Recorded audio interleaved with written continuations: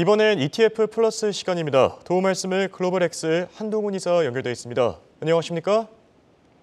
안녕하십니까. 글로벌엑스에서 아시아 지역을 담당하는 한동훈입니다. 네, 8월 조정장을 마친 미국 증시 9월 들어서 방향성을 열심히 찾고 있는데요. 최근 테마 가운데 원자력 테마가 큰 관심을 받고 있다고요? 네, 맞습니다. 최근 증시는 여전히 방향성 탐색을 하고 있습니다. 인플레이션 이슈가 이어지고 있는 가운데 고용 시장이 둔화된 모습을 보이다 보니까 코로나빨 수요가 이제는 많이 꽉 찼다라는 분석이 이어지고 있죠. 그러다 보니까 미국채 10년물 금리도 4.2, 4.3에서 횡보세를 보이고 있고요. 이렇게 약간 시장이 조금 박스권에 좀 재미없는 그런 장세를 보이고 있는 가운데 최근 주목받고 있는 테마로 원자력 그리고 원자력의 기본 원료인 우라늄 관련 ETF들의 성과가 눈에 띄고 있습니다. 우라늄 채굴 및 원자력 관련된 회사들의 투자하는 URA, 티커의 URA 같은 경우는 성과가 최근 3개월 동안에 22%, 그리고 URNM이라는 ETF는 28%를 기록을 하면서 5, 6%대를 기록했던 S&P 지수라든지 나스닥 지수를 압도하고 있는 그러한 상황입니다. 이에 따라서 우라늄 관련 ETF인 URA가 현재 규모가 2조 4천억 원 정도 수준인데요. 최근 3개월 정도 자금 유입이 한 1,570억 원 정도 유입이 되다 보니까 펀드의 전체 규모의 6% 이상의 유입이 되고 있는 상황입니다. 네, 그렇다면 최근 들어서 이렇게 가파른 상승세를 나타내는 요인이 무엇입니까? 네, 장단기적인 요인이 다 있는데요. 일단 장기적으로 봤을 때는 친환경 에너지에 대한 수요가 계속 증가하고 있다는 것이죠. 많은 유럽 국가들이 그동안 중단했었던 원자력 발전에 대해서 다시 가동을 하고 있다는 소식을 예전에도 제가 원자력 테마에 대해서 말씀을 드린 적이 있는데 그 당시에 프랑스, 독일, 일본, 벨기에, 대한민국, 인도, 중국 할 것 없이 많은 국가들이 원자력으로 되돌아오고 있는 그런 정책을 피고 있다고 말씀드렸었습니다.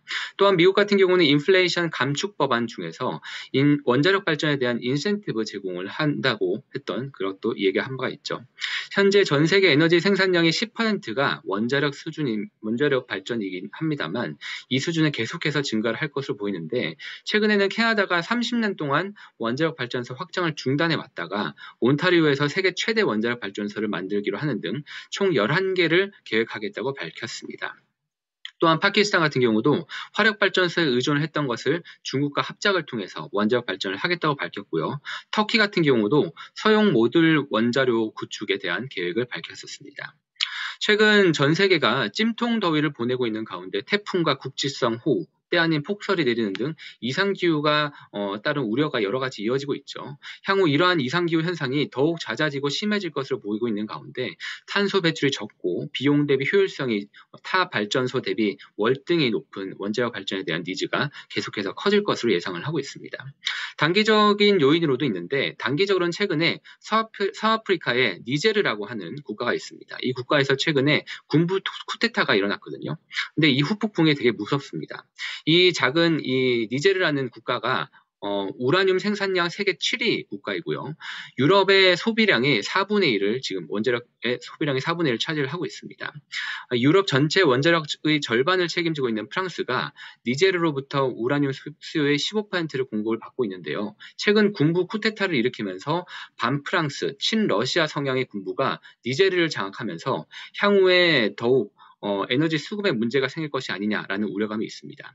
또한 전 세계 농축 우라늄 공급의 50%를 책임지고 있는 러시아 국영기업 로사톰의 우라늄을 실은 선박이 선박 보험 문제로 인해서 상트페테르부르크에서 정박하여 무역 차질이 우려가 되고 있습니다. 다만 최근 일본 후쿠시마 오염수 방류에 대해서는 우려와는 달리 시장 가격에는 그렇게 큰 영향은 미치지 않고 있습니다. 네, 하지만 원자력 관련주들이 이미 많이 상승한 만큼 향후 흐름에 대해서 많은 의문도 있을 것 같은데요. 어떻게 전망하십니까? 네, 일단 이거는 장기적으로 조금 저희가 봐야 될 것 같은데 지난 6월 말에 있었던 월스트리트저널에서 우라늄에 대한 분석을 한 기사가 많은 전문가들의 공감을 받았었는데요. 이것에 대해서 간단히 요약을 드리면은 지난 6월 달에 기사가 났다 보니까 경기 침체 우려가 많은 큰 이슈였겠죠.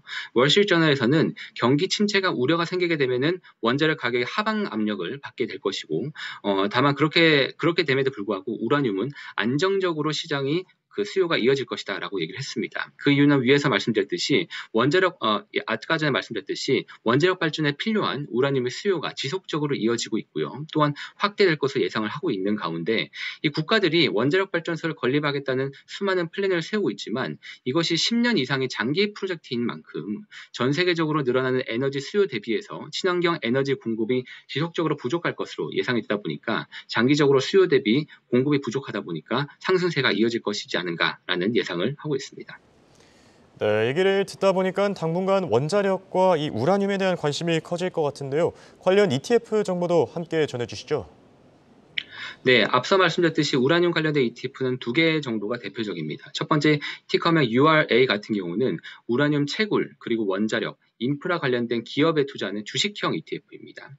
URNM 같은 경우는 실제로 우라늄을 20% 미만을 보유를 하고 있고요. 나머지 80%는 우라늄 채굴 기업에 투자를 하고 있는 그런 상품입니다. URA 같은 경우는 규모가 2조 4천억 원으로 가장 크고 URNM 같은 경우는 1조 4천억 원 정도 수준입니다. 보수는 URA가 0.69%, URNM은 0.83% 수준이고요. 최근 3개월 성과는 URA가 22%, URNM이 28%를 기록을 하고 있습니다. 이상 글로벌엑스 한동훈이었습니다.